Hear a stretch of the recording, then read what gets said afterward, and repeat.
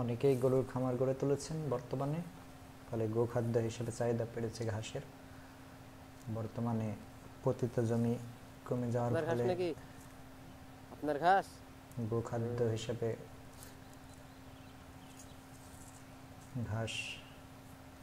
ঘাসের যোগান অনেক কঠিন, যে কারণে অনেক চাষি গোখাদ্য হিসেবে বর্তমানে নেপিয়ার ঘাস চাষাবাদ করে থাকেন।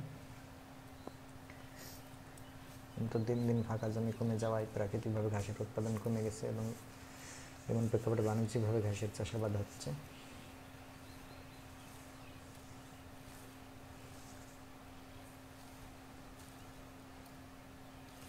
সেই সঙ্গে দেশীয় ঘাস সংগ্রহে ব্যস্ত থাকতে দেখা যায় অনেককে। চাষিরা নির্ধারিত সময়ে জমি থেকে ঘাস কেটে স্থানীয় হাট বাজারে বিক্রির জন্য নিয়ে যান। অনেকে জমির আইল, পুকুর, জলাশয় বা বাড়ির পাশের ঘাস চাষ করে থাকেন। অনেকে প্রাকৃতিকভাবে বেড়ে ওঠা দেশি ঘাস কেটে পুকুর বা জলাশয় থেকে ধুয়ে গবাদি পশুর জন্য বাড়ি নিয়ে যান। কেউ কেউ বিক্রি করে এসব ঘাস।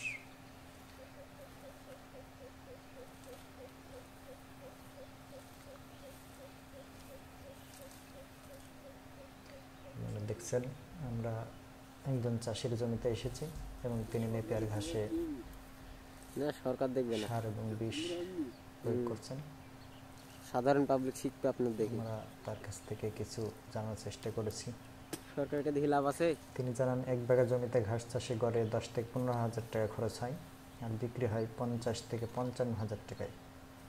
বছরের সাধারণ সময়টাতে প্রতি আটি ঘাস 15 থেকে 20 টাকা করে বিক্রি করা হয় এবং কোরবানি ঈদের সময় একই পরিমাণ ঘাস বিক্রি হয় 20 থেকে 25 টাকায়।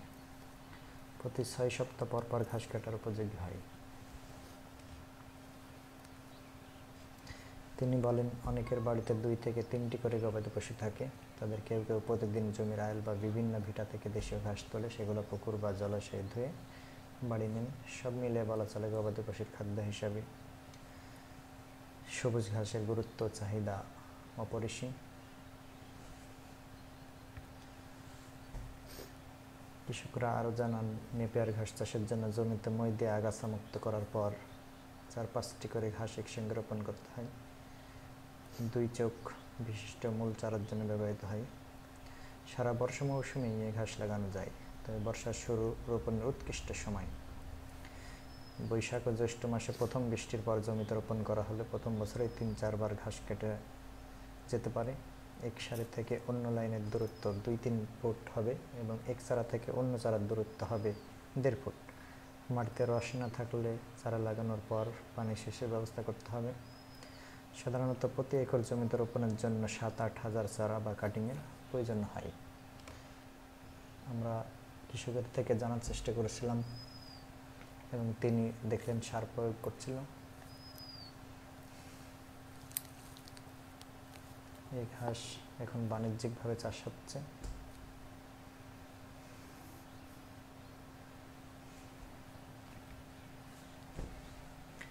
তিনারা আরও বলেন, স্বল্প খরচে বেশি মুনাফা অর্জন করা সম্ভব হয় নেপিয়ার ঘাস চাষে। চারণভূমি কমে যাওয়ায় খামারিদের যত ঘাসের প্রয়োজন হয় তা পূরণে উন্নত জাতের ঘাস চাষের বিকল্প নেই। এই বাস্তবতায় আমরা কৃষকদের বিনামূল্যে উন্নত জাতের ঘাসের কাটিং দিয়ে থাকি। পতিত জমিও আস্তে আস্তে খাদ্যশস্য চাষের আওতায় আনা হচ্ছে, ফলে গবাদি পশু আজ চরম খাদ্য সংকটের সম্মুখীন। এই সংকট সমাধানের জন্য অল্প জমিতে গোখাদ্য উৎপাদন বাড়ানোর জন্য উন্নত জাতের ঘাস চাষ করা আবশ্যক। উন্নত মানের ঘাস চাষ করা হলে গবাদি পশুর খাদ্য সমস্যা অনেক কমে যাবে, ফলে মানুষের খাদ্য উৎপাদনের লক্ষ্য বাধাপ্রাপ্ত হবে না। নেপিয়ার উন্নত জাতের ঘাস। এটি একটি উন্নত জাতের ঘাস। এই ঘাসের চাষ পদ্ধতি ও গুণগত সম্পর্কে জানলে অনেকে চাষ করতে উৎসাহিত হবেন। বন্ধুরা, আজকে আমরা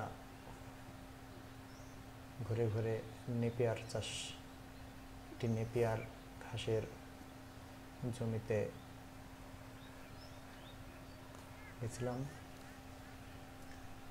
এবং একজন কৃষকের থেকে জানার চেষ্টা করলাম এটি কিভাবে চাষাবাদ করা যায় এটি কীভাবে উৎপাদন করা যায়, কীভাবে ভালো ফলন পাওয়া যায় ইত্যাদি।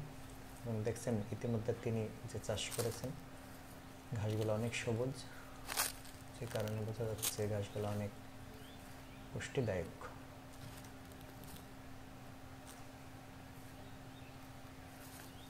তো বন্ধুরা, অবশ্যই ভালো চাষাবাদ, ভালো ফলন পেতে হলে ভালো পরামর্শ নেবেন।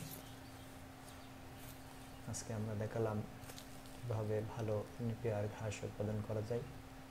নেপিয়ার ঘাস বর্তমানে বাণিজ্যিকভাবে উৎপাদন হচ্ছে এবং এটি গোখাদ্য হিসাবে খুবই জনপ্রিয় একটি ঘাস।